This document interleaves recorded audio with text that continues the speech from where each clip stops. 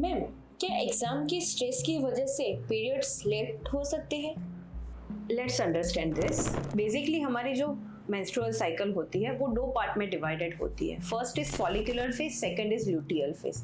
Follicular phase जिसका predominant hormone oestrogen and luteal phase जिसका predominant hormone progesterone होता है। जब भी हमारा बॉडी एक स्ट्रेस में से गुजरता है तब बॉडी में से ब्रेन के थ्रू हार्मोन्स निकलते हैं जिसको बोलते हैं कॉर्टिसोल। वो स्ट्रेस हार्मोन है और ये स्ट्रेस हार्मोन हमारी जो नॉर्मल हार्मोनल एक्सिस होता है उसको डिस्टर्ब करता है and that's why our period cycle can irregular.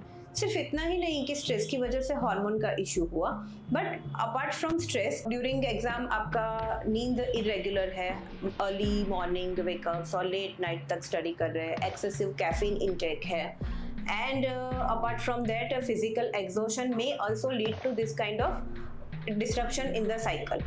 Cycles किसी किसी को 15-15 दिन में आ सकते हैं, किसी को 2-3 महीने तक ना आए, किसी को आता है तो बहुत ज़्यादा आता है या किसी को बहुत कम फ्लो हो जाता है।